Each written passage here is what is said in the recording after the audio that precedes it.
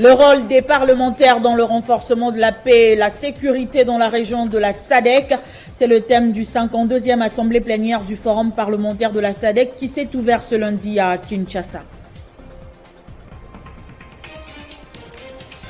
Journée internationale des bénévoles ce 5 décembre, la RDC a lancé son tout premier corps des volontaires afin d'aiguiser la conscience collective et renforcer la responsabilité citoyenne. Au Nigeria, des inondations historiques ont fait au moins 600 morts et près de 2 millions de déplacés à travers le pays. Cette catastrophe naturelle porte un nouveau coup à l'économie nigérienne. C'est l'heure de vous informer. Bienvenue à tous sur Télé 50. À la une de l'actualité, le chef de l'État Félix Tshisekedi a ouvert ce lundi les travaux du 52e assemblée plénière du Forum parlementaire de la SADC. Le rôle des parlementaires dans le renforcement de la paix et la sécurité dans la région de la SADC, c'est les thèmes retenus pour ces assises de 7 jours. Nous ne cesserons d'exiger le retrait immédiat et sans condition des troupes rwandaises et du M23 du territoire congolais.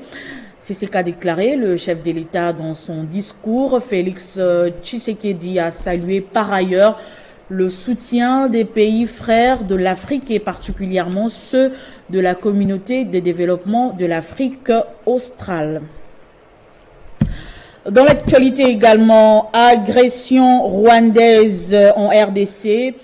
Les députés européens disent ne pas comprendre l'hypocrisie de la communauté internationale qui continue à collaborer avec le régime de Kigali. La goutte d'eau qui a fait déborder le vase, c'est l'octroi de 20 millions de dollars à l'armée rwandaise.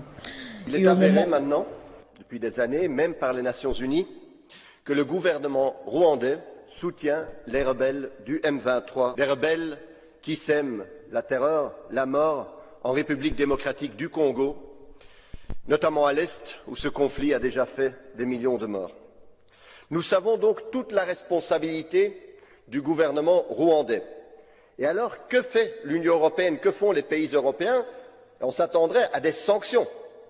C'est la réponse que l'Union européenne a souvent quand on voit ce genre d'action de la part d'un pays contre un autre.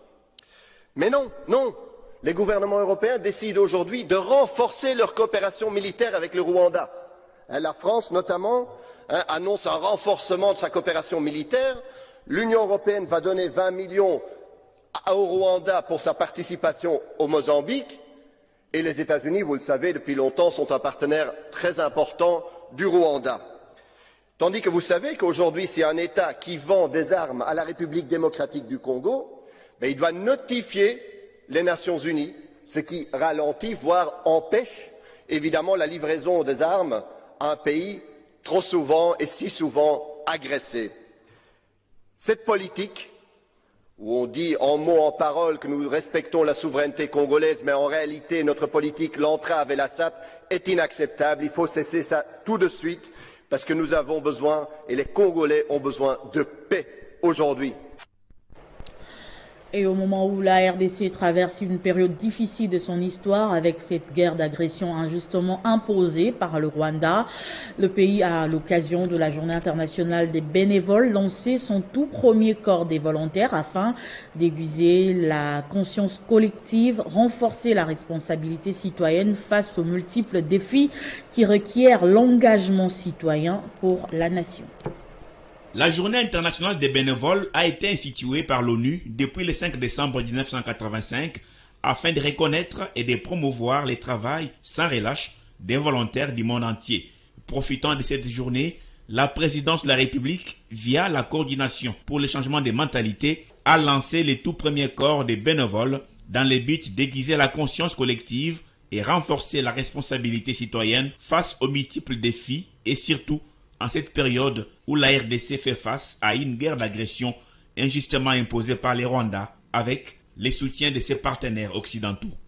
Son déploiement sur l'ensemble du territoire national est la concrétisation du vœu de son Excellence, Monsieur le Président de la République, chef de l'État, de voir le peuple congolais devenir le maître de son destin, car il a, de sa dernière adresse à la nation, nul autre que nous-mêmes ne viendra défendre notre nation. Ces corps des bénévoles est une affirmation de la solidarité et l'unité nationale, un mécanisme d'autoprise en charge. Pour commencer, 1800 personnes ont été recrutées, dont 1200 formés et qui ont reçu ces jours leur certificat de formation. Ces corps est donc une armée de bonne volonté qui pourrait servir dans un large spectre, notamment à l'accompagnement des victimes des différentes catastrophes, à la salubrité publique, à la construction des infrastructures, à l'action humanitaire et bien d'autres.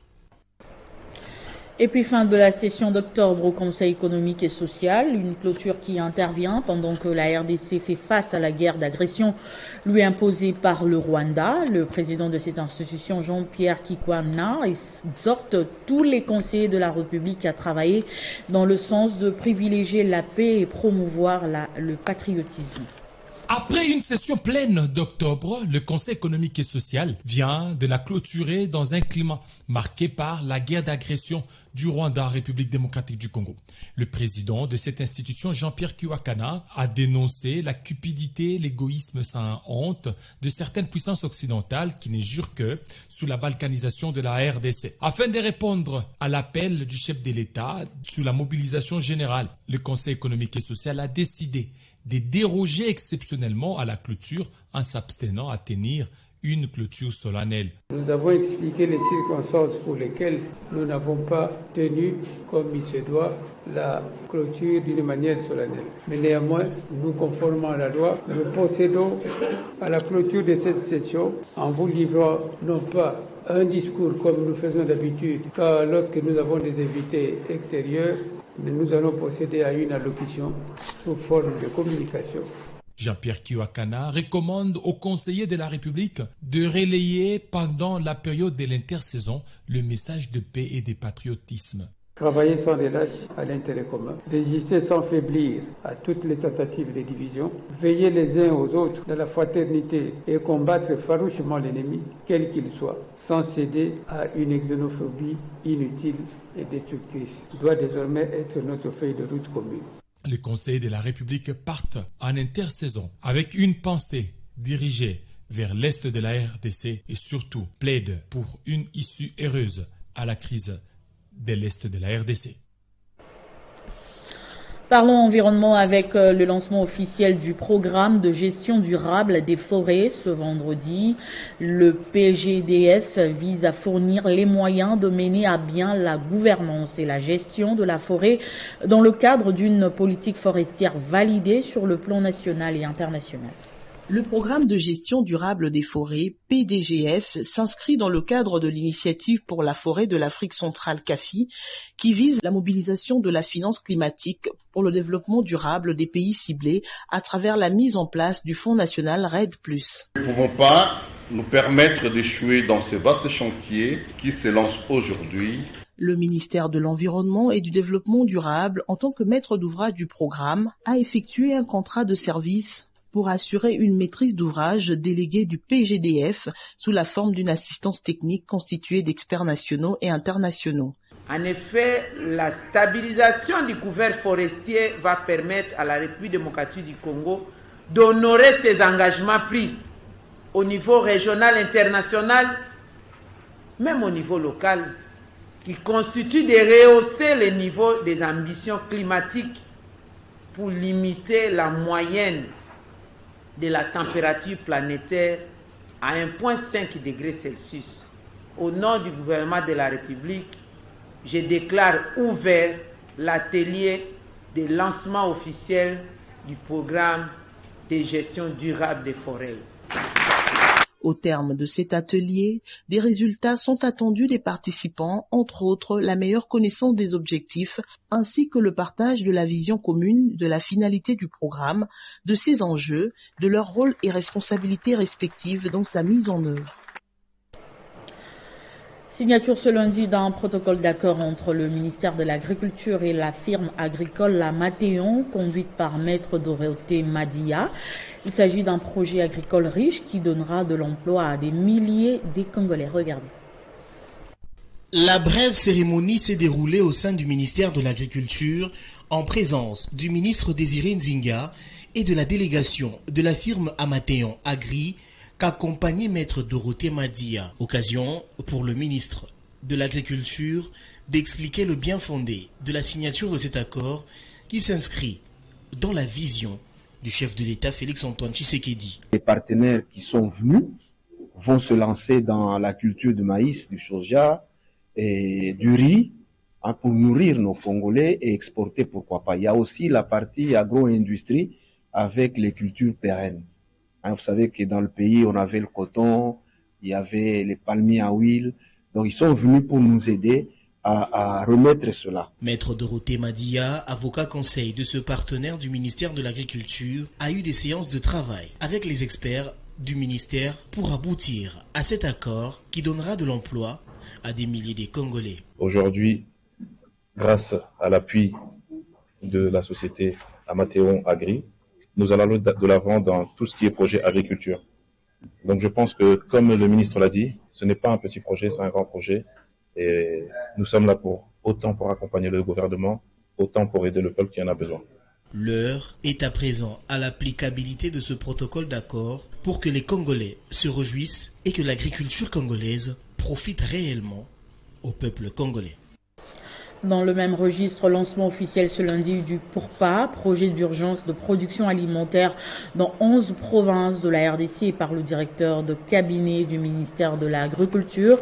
Ce projet vise entre autres à sécuriser des milliers de ménages congolais à travers la disponibilité des intrants et semences pendant 2 ans. La pandémie de Covid-19 et la crise russo-ukrainienne ont contribué à l'insécurité alimentaire dans le monde, notamment en Afrique. En République démocratique du Congo, elles ont encore amplifié les conséquences dues à la crise politique et sécuritaire dans sa partie Est. Le PURPA, projet d'urgence de production alimentaire dont le go a été donné ce jour, constitue une réponse de la BAD, Banque africaine de développement, à l'appel lancé par le gouvernement congolais pour améliorer la sécurité alimentaire et renforcer la production agricole locale résiliente au changement climatique qui touche une grande partie de la population rurale. La République démocratique du Congo a obtenu le financement du projet d'urgence pour la production alimentaire. Le projet PURPA, dont il est question aujourd'hui, permettra de mettre à la disposition de nos producteurs agricoles des semences et des engrais pour relancer la production et améliorer ainsi leur sécurité alimentaire. Ce projet piloté par David Odilon Kawala s'étend dans 11 provinces pour une durée de 2 ans et est estimé à 13,5 millions de dollars américains. Il y aura acquisition de fertilisants dans le projet de Fouquetap, Kassel. Donc ce sont les qualités des engrais qu'on pourra disposer à tous les exploitants agricoles. Le PURPA va appuyer à la production agricole, à l'accès aux intrants et au financement, ainsi que la coordination et la gestion du projet. Dans un autre registre, le CCLMAM et le service de lutte anti-mine des Nations Unies travaillent d'arrache-pied pour appuyer la mission de la paix en RDC ainsi que l'élaboration de standards et de normes en la matière. Les détails dans cet élément de Gaëtan Kouba-Bouranzi.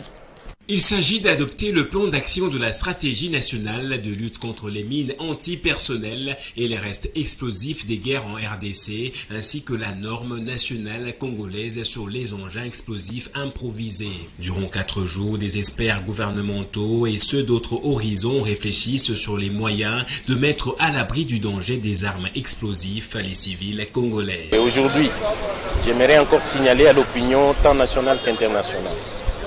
Après notre ratification de la Convention depuis 2002, les mines antipersonnelles sont encore utilisées dans notre pays. Et ces mines sont utilisées par le M23 et elles ont été dotées au M23 par le gouvernement du Rwanda dans les stocks d'armement qu'ils leur donnent. Et c'est vraiment dommage. Toute la communauté internationale en est informée et nous voudrions que l'opinion nationale le sache. Nous sommes signataires de la Convention d'Ottawa. Nous enlevons les mines et les engins explosifs chez nous, mais le Rwanda pousse les gens à nous les planter encore une fois. Voilà la situation particulière de cet atelier. Ce plan d'action s'avère important pour la stabilisation et la mission de la paix dans l'est de la RDC. L'opinion devra savoir qu'au-delà des ADF, les M23 utilisent des engins explosifs improvisés qui sont des techniques et des instruments qui leur sont dotés par le Rwanda. Le Centre congolais de lutte anti-mine est créé en 2012 avec le soutien du service de lutte anti-mine des Nations Unies et c'est depuis 2016 qu'il assure pleinement la coordination du secteur de l'action humanitaire contre les mines en RDC. Écho des partis politiques à présent, adhésion massive des nouveaux membres au sein du parti politique AFDC, parti cher au président du Sénat, le professeur Modeste Bahati Lukwebo, dans la ville de Bukavu au sud Kivu. Les nouveaux adhérents s'engagent à respecter les statuts et décisions des instances dirigeantes. Ces milliers de gens en procession vont adhérer à l'Alliance des forces démocratiques du Congo, parti cher à Modeste Bahati Lukwebo. Ils viennent des différentes communes de la ville de Bukavu et se disent prêts à faire triompher leur nouveau parti lors des élections de l'année prochaine. Le siège provincial de l'AFDC a eu du mal à contenir la foule à l'occasion de cette grandiose cérémonie d'adhésion au cours de laquelle des nouveaux membres réunis au sein du groupe Wazalendo sont venus gonfler les rangs de l'AFDC. Moi, honorable Dunia Mugome Douglas, par la présente, j'adhère librement au parti dénommé Alliance des forces démocratiques du Congo, AFDC, en sigle. J'adhère librement par la présente. J'adhère très librement au parti dénommé Alliance des forces démocratiques du Congo. Je prends acte de votre acte d'engagement. Je prends également acte de votre adhésion. Bienvenue dans notre cher parti.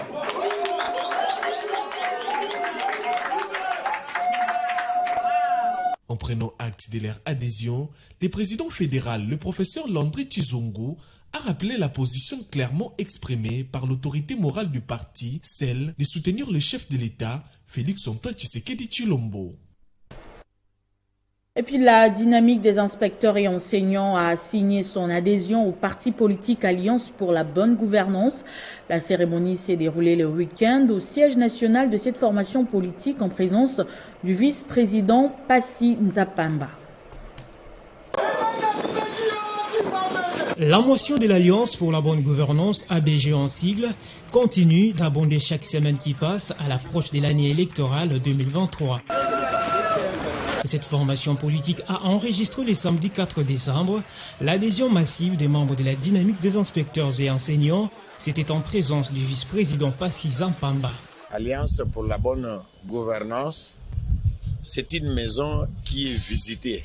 Et lorsque une maison n'est pas visitée, c'est qu'elle ne contient rien. Et donc, si vous voyez que les membres viennent d'adhérer, c'est que la famille s'élargit. Ils viennent parce qu'ils soutiennent la vision de la bonne gouvernance que prône le président de la République, Félix-Antoine Tshisekedi Tshilombo. Vous savez que nous avons créé les partis pour la conquête du pouvoir. C'est qu'ils viennent renforcer le rang pour que demain la République soit bien gérée. En d'autres termes, c'est pour que nous ayons des élus au niveau provincial, au niveau national, pour que le peuple congolais se retrouve à travers l'Alliance pour la bonne gouvernance. La dynamique des inspecteurs et enseignants affiche une détermination farouche à accompagner l'ABG dans sa lutte politique. Mangiadi, secrétaire général de l'Alliance pour la bonne gouvernance, a effectué un séjour dans son territoire de Kasongo-Lunda. Cet élu du Kwango a résolu multiples problèmes de la population de cette partie du pays. C'est un séjour que la population aura sérieusement du mal à oublier. Les actes posés par le sénateur Aimé Patience Mangiadi sur fonds propres feront parler d'eux sur plus d'une génération.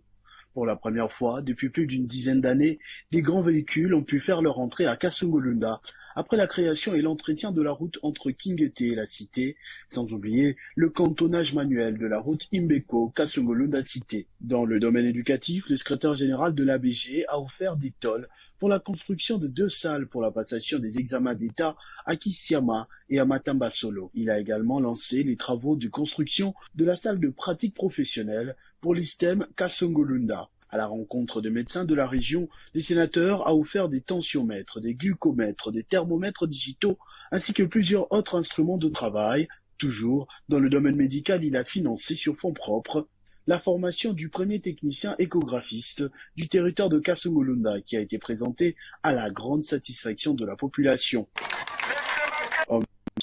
Il a construit le marché central de Kasongolunda, un des uniques édifices élevés par un politicien dans ce territoire, pourtant tant fréquenté et sollicité. Très populaire, mais également très proche de la population, les sénateurs Aimé Patience Mangadi a profité de ce séjour pour passer du temps avec sa base et offrir quelques présents, tels que des pièces wax aux mamans, des tenues de sport et des ballons aux jeunes, ainsi que des outils de travail aux meuniers.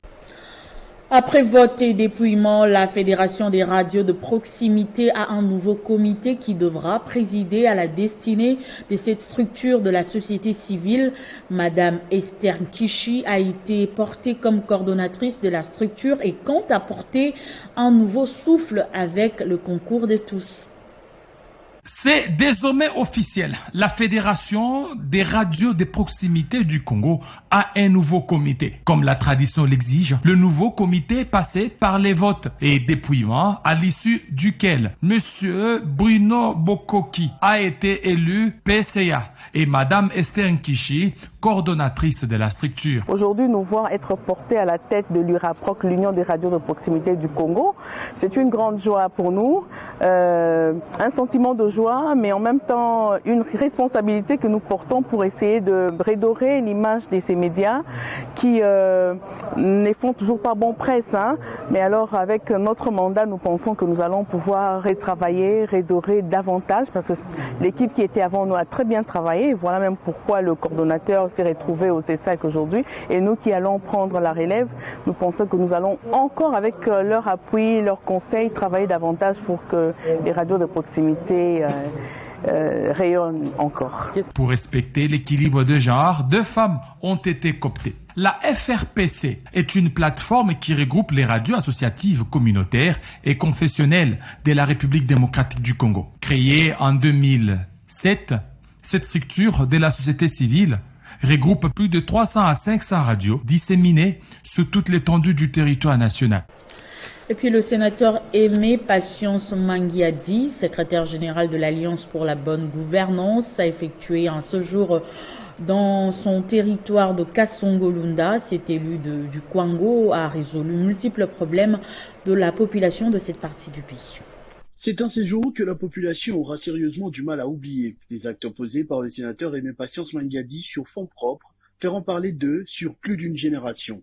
Pour la première fois, depuis plus d'une dizaine d'années, des grands véhicules ont pu faire leur entrée à Kasongolunda après la création et l'entretien de la route entre Kinguete et la cité, sans oublier le cantonnage manuel de la route Imbeko-Kasongolunda cité. Dans le domaine éducatif, le secrétaire général de l'ABG a offert des tôles pour la construction de 2 salles pour la passation des examens d'État à Kisiama et à Matamba Solo. Il a également lancé les travaux de construction de la salle de pratique professionnelle pour l'ISTEM Kasongolunda. À la rencontre de médecins de la région, les sénateurs a offert des tensiomètres, des glucomètres, des thermomètres digitaux, ainsi que plusieurs autres instruments de travail. Toujours dans le domaine médical, il a financé sur fonds propres la formation du premier technicien échographiste du territoire de Kasongolunda, qui a été présenté à la grande satisfaction de la population.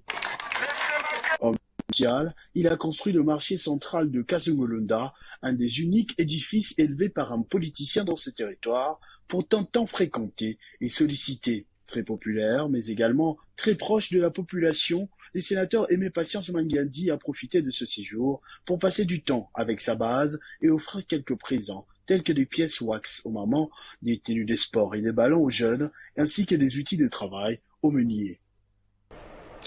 Et à l'approche des élections générales de 2023, le parti de l'Alliance des paysans et indépendants continue d'affûter ses armes et à placer des hommes qu'il faut pour remporter les élections. Le parti de l'Alliance des paysans et indépendants continue à se renforcer chaque jour, surtout à l'approche des élections générales.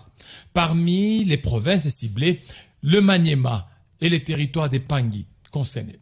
Considérant l'option levée par les bureaux politiques du parti dans le but de redynamiser l'Alliance des paysans et indépendants, sont nommés Moussafiri Lutumba Kuri, vice-président fédéral en charge de l'administration, finances et affaires sociales. Justin Emedi Kinkungwa, vice-président fédéral en charge de l'organisation et implantation, porte-parole fédéral du parti. Kikuni Numbi Pierre, vice-président fédéral en charge du processus électoral, relations avec les autres partis politiques, ONG et associations. Hassani Kizozo Séverin, secrétaire fédéral en charge du patrimoine et logistique.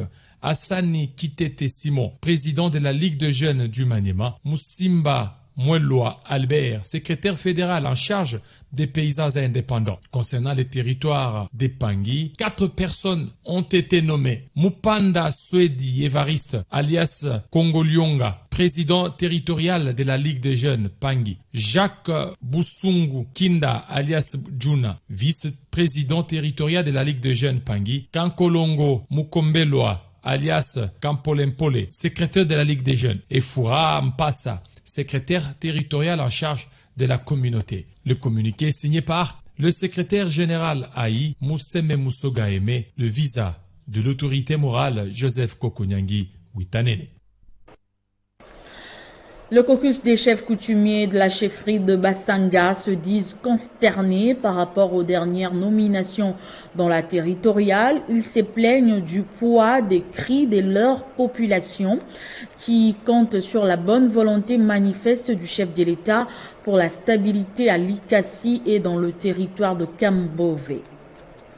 Nous, chefs traditionnels de la chefferie de Bassanga, avons suivi par la voie des ondes l'ordonnance présidentielle nommant les animateurs de toute la territoriale. Pour donner notre position sur les récentes nominations, au lieu qu'elles nous fortifient davantage dans la pacification prônée par le chef de l'État, Tshisekedi Tshilombo, ces nominations nous mettent dans des situations inacceptables vis-à-vis de la population de tous les territoires de Kambove et de la ville de Likasi. Tout en reconnaissant le maire de la ville de Likasi et son adjoint, le bourgmestre de la commune de Likasi, nous disons non aux nouveaux administrateurs de territoire de Kambove, les bourgmestres de Chituru, Kikula et Mpanda. Ainsi, nous en appelons à la sagesse du chef de l'État, au nom du peuple d'abord, tout en soulignant que les animateurs de la territoriale dans le contexte actuel du pays ne sont pas de simples acteurs politiques. Le temps qu'ils prennent dans la gestion de la chose publique les met aux prises avec certaines forces de la nature. Un changement brusque dans cet ordre est d'office inacceptable. Il est impérieux de rectifier le tir car, dit-on, il n'est jamais trop tard. Likasi, Kambove, c'est notre fief. Nous refusons de confier leur gestion entre les mains des inconnus. Excellence, Monsieur le Président de la République, tout en encourageant le respect des règles des jeux des partis politiques, consulte-nous lorsqu'il s'agit de Likasi et Kambove pour vous permettre de nommer les autochtones. La chefferie de Bassanga, le grand chef Mpande, roi de Bassanga. Et faisons suite à l'appel du directeur national de l'Alliance des forces pour le bien-être des Congolais. La fédération du Olomami, tenue par Garden Moulongo, a procédé à l'enregistrement d'adhésion massive des jeunes et vieux soucieux de l'avenir de la RDC, comme le prône l'initiatrice de ce parti, le docteur Néné Nkoulou. C'est une journée particulière pour l'Alliance des forces pour le bien-être des Congolais dans la province du Olomami. Faisons suite à l'appel du directeur national, le bureau fédéral que dirige Gardiné Moulongo a enregistré une vague d'adhésion massive des jeunes et vieux venus d'autres partis politiques attirés par la vision du bien-être pour tous, du développement, de la dignité et de la paix que prône l'initiatrice, le docteur Néné Ilunga Nkoulou, qui reste attaché à la vision du Front commun pour le Congo de Joseph Kabila Kabange, qui met l'intérêt du Congo et du Congolais au centre de ses réflexions. Tenant leur fiche d'adhésion en main, scandant des pas de danse, ces nouveaux membres ont été accueillis avec fierté. Quelque chose qui m'a appelé à ce que je puisse venir adhérer à l'AFPC, parce que j'ai vu que l'AFPC, c'est l'avenir du Congo. Il y a la dignité, la responsabilité, l'amour envers le prochain. Et dans les sociales aussi, nous avons vu que non, avec le coordonnateur ou le président national, que les gens aussi, les enfants de Kanyama, ne puissent pas manquer aussi adhérer à... Profitant de cette cérémonie, le président fédéral a remercié le président national, l'apôtre Christian Numbi, pour le maintien de la grandeur au sein du parti et a appelé tous les cadres et militants à travailler pour le bien-être des Congolais. À la foire internationale de Kinshasa, le nouveau directeur général et député national Didier Kambele a officiellement pris ses fonctions, les fonctions de l'établissement public ce lundi. L'actuelle équipe dirigeante a été nommée le 15 novembre dernier par le président de la République, Félix Tshisekedi. C'est un reportage de Gaëtan Kouba-Boranzi. C'est toute l'équipe dirigeante qui fait son entrée ce lundi. La cérémonie de remise et reprise s'est déroulée dans les locaux même de la foire. Didier Kabampele, tout serein, est arrivé accompagné de militants de son parti, le Parti travailliste, et de la plateforme AFDCA. L'élu de Tchangou est bien conscient des défis du redressement de l'entreprise qui l'attendent. Le chef de l'État m'envoie ici justement travailler. Il ne faudrait pas qu'on constitue des murs. Il faut plutôt des ponts. Mais dans la main, que nous puissions travailler pour relever les défis. Après la petite visite des locaux, place à l'installation officielle. C'est le secrétaire général au commerce extérieur qui a présidé la cérémonie. Créée il y a plus de 50 ans, la foire internationale de Kinshasa connaît ses heures les plus sombres. Didier Kabampele refuse qu'on la présente comme une entreprise au bord du gouffre. C'est vous qui le dites, c'est un canard boité. Je n'épouse peut-être pas votre point de vue. Il y a un personnel, il y a des bureaux, nous sommes dans un bureau, et il y a des gens qui sont payés chaque mois. Donc ce n'est pas un canard boité. Mais là où il y aura quelques failles, nous allons pousser pour que les canards marchent, comme si vous voulez parler des canards boités. Didier Kabampele fait partie du nouveau mandataire nommé le 15 novembre par le président de la République. L'actuelle équipe a donc pour lourde tâche de redorer cette entreprise qui a contribué au rayonnement de la RDC à l'extérieur. Et puis le prince de la communauté baptiste du centre de l'Afrique, 3e CBA des l'ECC, le révérend pasteur Jonathan Kivachi Kavusa, a séjourné dans la capitale congolaise quelques mois après son accession comme représentant légal de cette communauté à Goma. Jonathan Kivasi plaide pour la cause de ses fidèles victimes de la barbarie au Nord Kivu. Nous devons rendre grâce à notre Dieu et lutter contre la balkanisation. L'un des messages du prince de la CBK, le représentant légal, le docteur professeur révérend pasteur Jonathan Kivachi Kavusa, devant le fidèle ce dimanche 4 décembre à la paroisse mère de Kinshasa, de la commune de Limete. Plusieurs raisons l'ont poussé à se rendre à Kinshasa et particulièrement à échanger avec des autorités politico-administratives. D'abord, nous sommes venus pour visiter les chrétiens de la CBK qui sont ici à l'ouest de la RDC. Le deuxième objet de notre visite, c'est le plaidoyer, toujours par rapport à ce que l'Assemblée générale de la CBK avait décidé. Plaidoyer par rapport à la souffrance du peuple de l'Est de la RDC. Une grande pauvreté que beaucoup de fidèles, beaucoup de gens se concentrent maintenant dans les villes. Ils ne peuvent pas avoir accès aux champs, ils n'ont pas de marchandises qu'ils peuvent amener. Tous les 4 coins sont presque inaccessibles. Environ 4 choses à dire au gouvernement, à part ce que le gouvernement doit faire, comme établir la paix réellement et s'impliquer davantage. 2 invités de marque parmi lesquels le député, des anciens ministres, le deuxième vice de l'Assemblée, l'honorable Vital Mouyeni, et l'ancien directeur du cabinet du président Joseph Kabila, l'honorable Néhémie Moulania.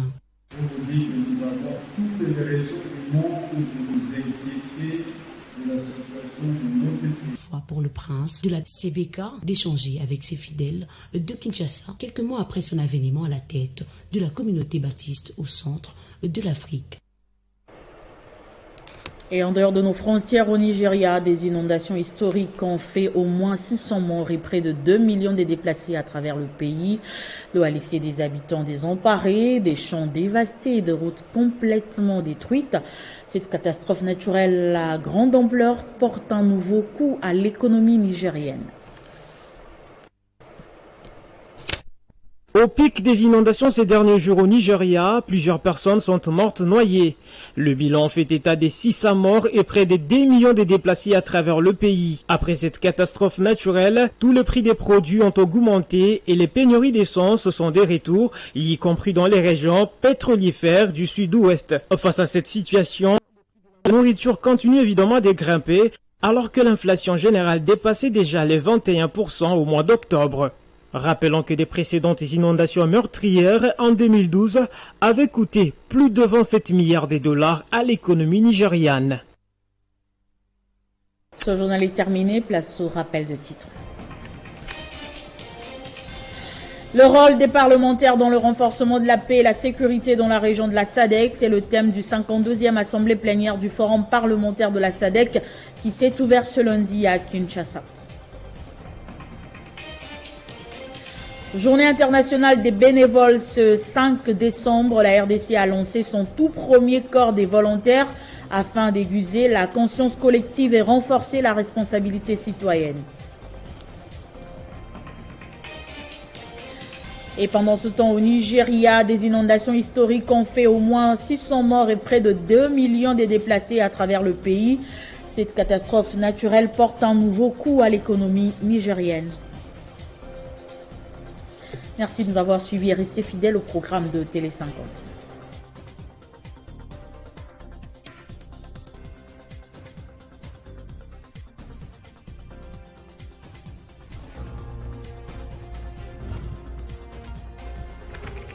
L'actualité reste à continuer.